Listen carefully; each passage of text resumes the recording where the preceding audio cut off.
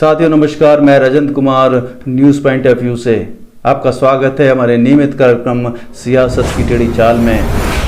सियासत की टेढ़ी चाल यह है कि अहंकार की लंका में विभीषण पैदा हो गए हैं।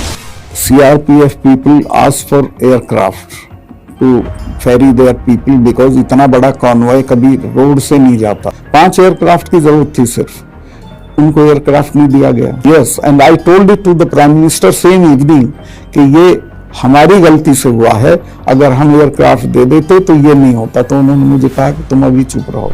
इससे पहले कि हम आगे बात करें, क्यों ना हम कुछ तुलसीदास जी की रामचरितमानस के बारे में बात कर लें। तुलसीदास जी के अनुसार रावण छल कपट में बहुत प्रवीण था। एक बार वो लंका के ऊपर से गुजर रहा था और सोने की लंका को देखकर उसको लालच आ गया, तो वो भेष बदलकर भगवान शिव के पास पहुंच गया। ब्राह्मण धरे भेष में उसने लंका की मांग कर डाली। भगवान शिव रावण को पहचान तो गए, लेकिन दान स्वरूप उन्होंने लंका रावण को दे दी। ऐसे छल से प्राप्त की थी रावण ने लंका। विभीषण रावण की झूठ की, अहंकार की और सोने की चकाचौंध की लंका में अपने भाइयों रावण, कुंभकर्ण और भतीजे मेघनाद के साथ रहता था। कुंभकर्ण को तो आप जानते ही होंगे, उसको कोई मतलब नहीं था। जब ब्रह्मा से वरदान मांगने की बारी आई तो कुंभकर्ण ने इंद्रासन की जगह निद्रासन की मांग कर डाली, और जब से वो सोता ही रहता था। साल में एक आध बार जगता था बस। रावण के बाद मेघनाद की तूती बोलती थी, और सोने की लंका की पूरी व्यवस्था मेघनाद ही देखता था, छल से, कपट से और झूठ से। विभीषण अपने अहंकारी भाई को समझाता रहता था और धर्म के रास्ते पर चलने को कहता था। जब रावण ने सीता माता का हरण कर अपनी माया नगरी में कैद कर लिया था, तो विभीषण ने पराई स्त्री के हरण को महापाप बताते हुए सीता माता को श्री राम को लौटाने को कहा था। परंतु अहंकारी रावण का अहंकार कहाँ धर्म की बातें सुनता था। उसने अपने ही भाई को अधर्मी बताकर अपने ही झूठ की और नफरत की लंका से बेदखल कर दिया। फिर जो होना था हुआ। विभीषण को भगवान श्री राम का साथ मिला। विभीषण के सत्य यानी धर्म की विजय हुई, रावण का अंत हुआ और लंका में धर्म और सत्य की स्थापना हुई। तो मुद्दे की बात पर आते हैं कि क्या सत्यपाल मलिक विभीषण की राह चल पड़े हैं? सेफली कह सकता हूं कि प्रधानमंत्री जी को करप्शन से कोई बहुत नफरत नहीं है। सत्यपाल मलिक बहुत समय से अहंकार को समझाने की कोशिश कर रहे थे, लेकिन अहंकार को कहाँ समझ में आती है सत्य और धर्म की बात।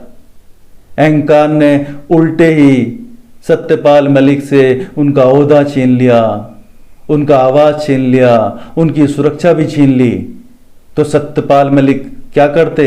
मलिक साहब अहंकार की माया नगरी से निष्कासित होकर धर्म का ठिकाना ढूंढ रहे थे। लेकिन अब कलयुग में राम कहाँ मिलते हैं। हाँ, राम का मुखौटा लगाए कई मेघनादों को अपनी व्यथा सुनाते रहे। इसी बीच उनको हनुमान स्वरूप जी मिल गए, जो कई वर्षों से अपनी पूंछ में आग लगाकर अहंकार की माया नगरी को जलाने की कोशिश कर रहे थे। फिर क्या था, हनुमान स्वरूप जी ने तुरंत मलिक साहब को शरण दे दी, और मलिक साहब ने भी बिना देर किए अहंकार को तोड़ने का अमृत माइक को पिला दिया। अहंकार के चाटुकार सत्यपाल मलिक को कुंठित बता रहे हैं, और चाटुकार ये भी कहते हैं कि मलिक साहब ऐसा इसलिए बोल रहे हैं कि उनके लिए अंगूर खट्टे हैं। लेकिन ये बात भी सच है कि सत्यपाल मलिक के खुलासे के बाद अभी तक अहंकार की माया नगरी से कोई प्रतिक्रिया नहीं आई है। इसका मतलब है कि माया नगरी में कुछ पक रहा है कि कैसे इस विनाशकारी अमृत को 2024 तक छुपा कर रखा जाए। सत्यपाल मलिक ने तो अमृत का ठिकाना बता दिया है, और जैसे ही इस अमृत का नाश होगा, वैसे ही अहंकार भी नष्ट हो जाएगा। अहंकार के पीछे बैठे अमृत का अगर नाश करना है तो जनता को, अवाम को झूठ में ना आकर, बहकावे में ना आकर, लालच में ना आकर वोट के इतने सटीक तीर चलाने होंगे कि अमृत का नाश हो और माया नगरी में नफरत हटे और शांति की स्थापना हो। इसके लिए विभीषण को सत्ता में न बैठकर राम को ही सत्ता पर काबिज होना होगा, ताकि अधर्म का नाश हो और धर्म की स्थापना हो। नमस्कार।